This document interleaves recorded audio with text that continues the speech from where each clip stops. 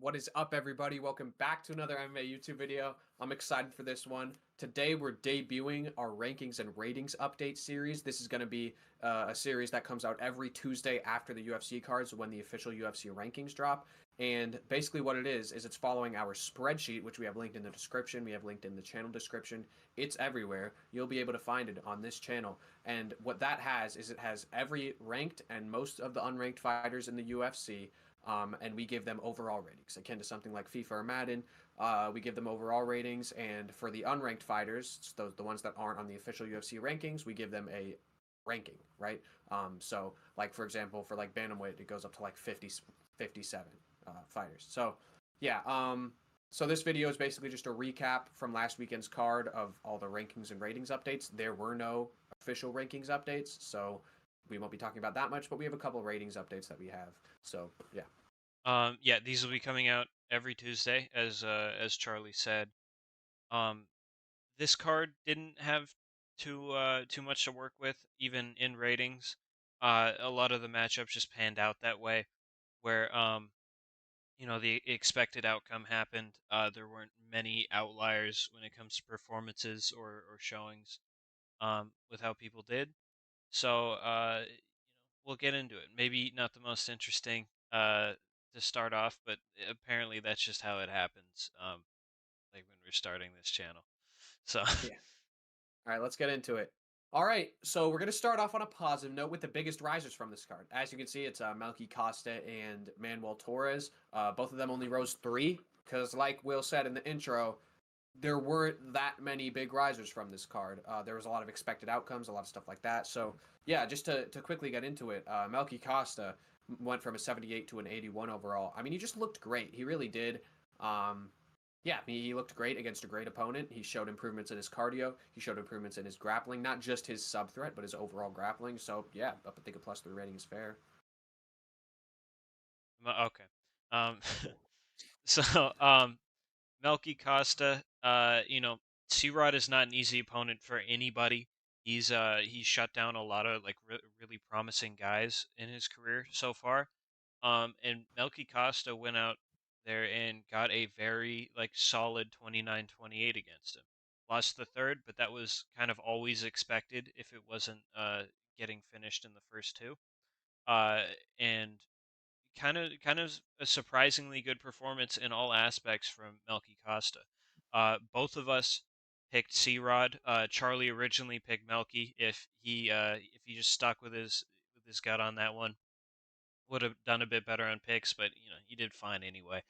Uh, so Melky is rising up three.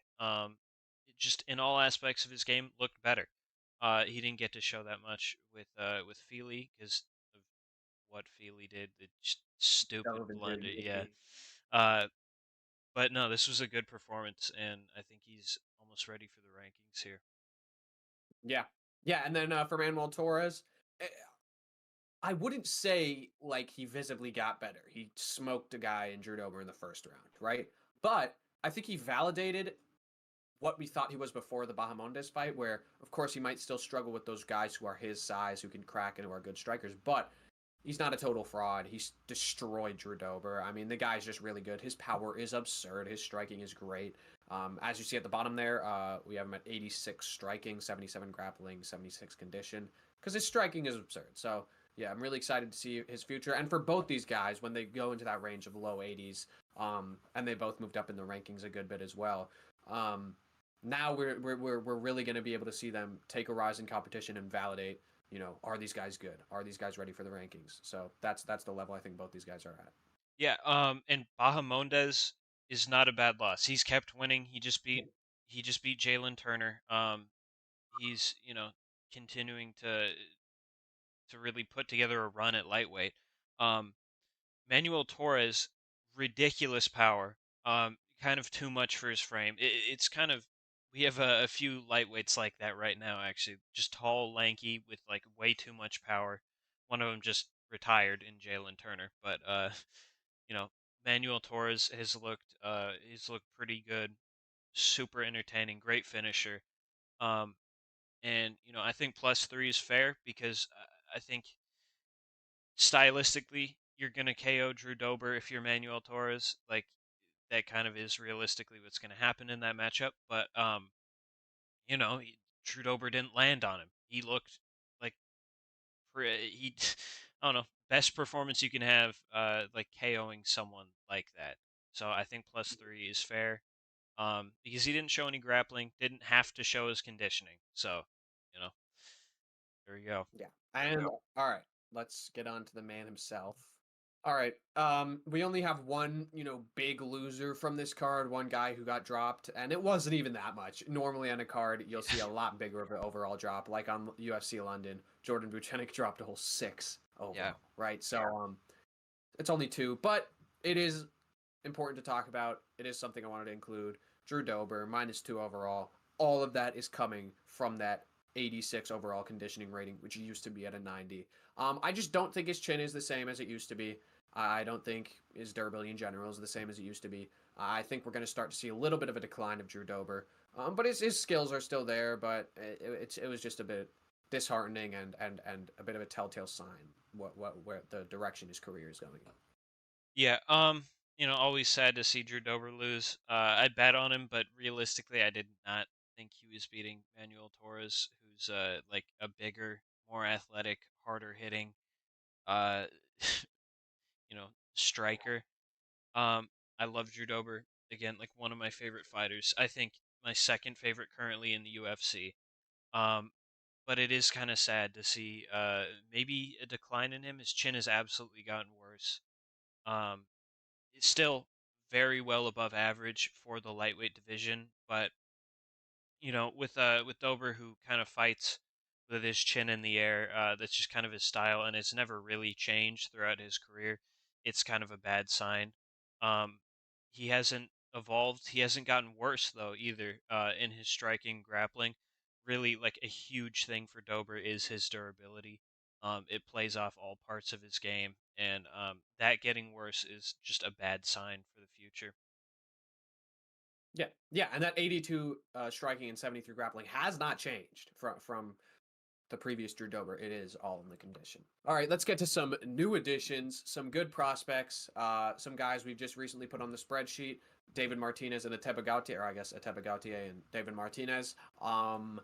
If you want to go look at the spreadsheet, their names are highlighted in purple every single week. If there's a new addition, they will be highlighted in purple. Yeah, so just two really fun prospects, great debuts, awesome knee KOs. Like they both rocked the dude on the feet, then KO'd him with the knee. Kind of interesting how that happens. Yeah, I got Gautier at 75, Martinez at 77, which are good debuting overalls because they looked great against dog shit opponents, but it's more about how they looked, right? So, yeah, anything Yeah. on Gautier? Uh, Well, they're debuting at the bottom of our. Both these guys are debuting at the bottom of our subjective rankings because of the quality of opponent they finished. But you just cannot see me at all with the sun. But the uh, the wins they looked great. I think these guys will both, if given the chance to naturally rise up the rankings, will go pretty far. I'm worried that they'll be pushed too hard because that's been happening kind of recently in cases like BSD and some other contenders. Where you, go ahead. I just with Gautier specifically at Yep. 22 years old. Do not start giving him fucking Cody Brundage and shit, okay? Because he can grapple. I think he'd smoke Cody Brundage, but just in case, if you want to go check out our matchmaking video for this card that we uploaded a few days ago, I have Gautier going against Antonio Tricoli. Give him some time. Same with Martinez. Nowhere near as young. Give him some time. We don't need to have this guy fighting Ricky Simone in his second ever UFC fight, kind of like Vinny Oliveira did. Of course, worked out for Vinny Oliveira. Not everyone is Vinny Oliveira. So. No, I'm excited for both these guys' careers. Hopefully, they get a slow, gradual, and proven rise like any good contender should have. Um, but yeah, not much else to say. Both two exciting prospects. Hopefully, they get better wins in their next. Definitely. Um, Even though I matched up Gautier against Antonio Tricoli, I did match up Martinez against Alatengeli, which is definitely a step up from Mhm. Simon Oliveira. And real quick, Kevin Borjas as well got his first win in the UFC, so he debuted in our rankings. He's at a 73 overall. Debuted decently high because he beat Ronaldo, who's terrible at fighting, but he was pretty high in the rankings because he was 2-0 in the UFC, and that's a lot at flyweight. So yeah, just he's not on the screen, but Kevin Borjas as well. Once again, check him out in the spreadsheet. His name is highlighted in purple in that flyweight division. Yeah, okay, just some minor changes, right? Some menial stuff, nothing really important, nothing big, but two guys who looked really bad and had way too close of fights against guys who they shouldn't be, two old washed guys, and Vince Pichel and Austin Hubbard. So Markel Medeiros and Rafa Garcia are both going to go down one from 77 to 76 each. Yeah, I would like to say for Markel Medeiros, this is nowhere near as bad. Of course, same rating as Rafa Garcia, but Marco Medeiros is a young prospect. He's on the up and up. He can definitely improve. Of course, his UFC run so far has been really disappointing, but his Contender Series KO was awesome against a solid opponent. He's actually a good fighter. I can definitely see him rising in the rankings. It's just his two performances in the UFC have been really disheartening. And then with Garcia, he's just not good at all. So yeah, he has a lot of wins, but he's not very good. That Pichel performance was really embarrassing. I had to lower him one, and I might end up lowering him even more depending on how his next fight goes. I had matched him. I haven't matched up with Dober, um, and I think he'd lose that handily. So yeah, Yeah, I mean, with Hoffa Garcia losing a round to 42-year-old Vince Pichel is pretty embarrassing. He's not very good. That's all I really have to say on him. I think the drop of 1 point is deserved. Um, maybe even more. I don't know. I just not a big fan of Hoffa Garcia. Um, this other dude on here also won. Um, Medeiros. Medeiros. Yeah, I don't.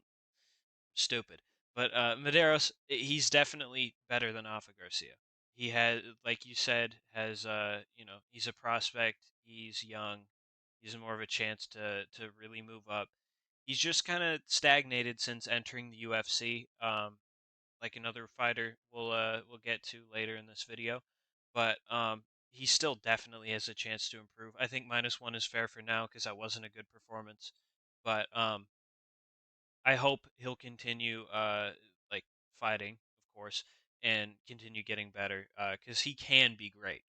I think he can, Yes. and we've seen like the Contender Series, we've seen little snapshots of that.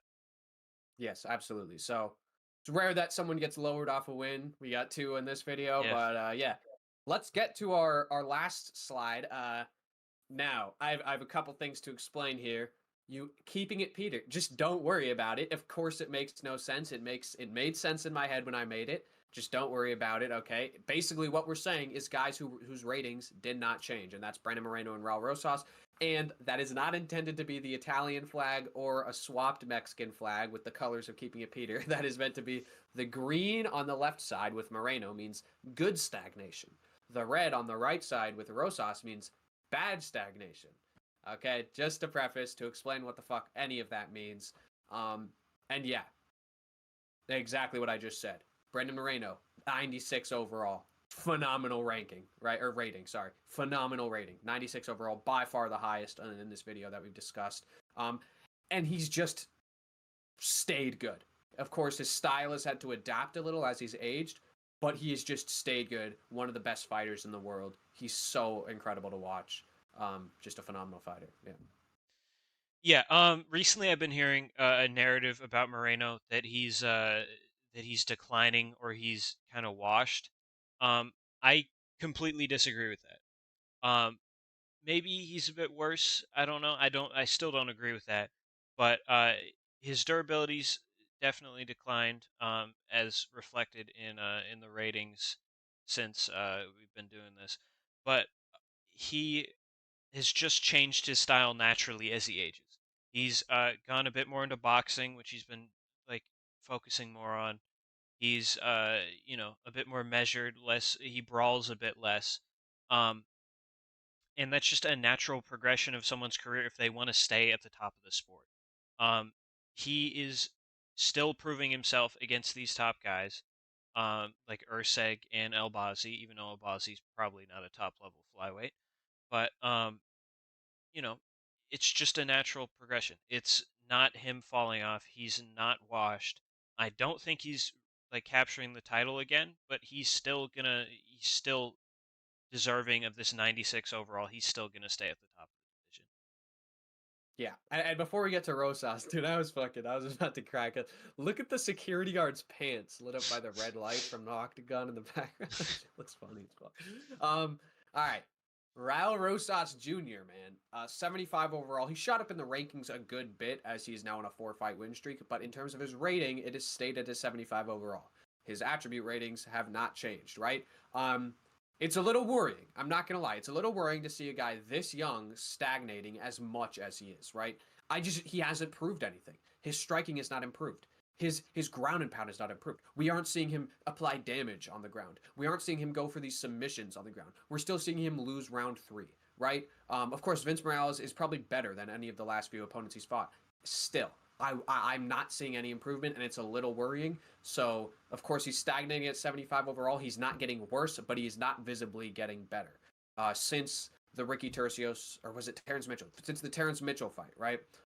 Since he started this win streak, I'm just not seeing any improvement. His sub defense is crazy. His top control is crazy. What else? We need a little more, right? Yeah, I'm kind of worried with Rosas that he's going to end up with a career like Jake Matthews, another guy who entered the UFC super young, um, and just never really reached the top of the sport. Like I think skill set wise he could. Rosas has definitely kind of hit a wall. I think he can absolutely overcome that and get better, but we really just haven't seen any evolution in his game since you know, since like Tercios, Terrence Mitchell, I don't know, but like he's kind of stayed at this 75. He hasn't proven anything with his striking or his conditioning past the second round. Um, and he definitely absolutely has the potential to be really really good. I don't really see him capturing a title like a lot of people have aspirations for him. But you know, I think he's going to be a contender. I think he's really good, but he's been stagnating recently, and I hope that stops. Yeah, same. Because I obviously it would be great if we had this youngest fighter in the UFC, youngest champion ever. That would be great. But his last few fights have been worrying. I matched him up with either Davey Grant or Daniel Santos, whoever wins that fight this weekend. And that's a really a prove it fight. You know what I mean? Or that's a fight where he fails and falls. It's kind of similar to Jake Matthews, who just ended up being what he is now, an unranked gatekeeper. I really hope not for Raul Rosas, because he also has some star potential with the whole Chiwi shit. So, yeah. All right, that's a recap of the video. If there were any fighters that you wanted us to talk about or that you thought would be interesting, they didn't change. Go check out the ratings in the spreadsheet if you're curious. Guys like Steve Urseg, Edgar Shirez, I don't know who else. Guys like that who fought on the card, right? Yeah, go check it out. Once again, link in description. I would just highly recommend checking out that spreadsheet. It has a lot of info in it, and yeah, that's it for Yep. us. All right. We'll see you tomorrow with a Wote video and Thursday for our picks for Emmett Murphy. That Yes. card should have more interesting changes in both rankings and ratings. Um, but we'll see. I'm excited for that one. Josh Emmett's my favorite fighter, currently active. I think actually also ever. But you know, I'm excited for this weekend. We'll see you in the next one.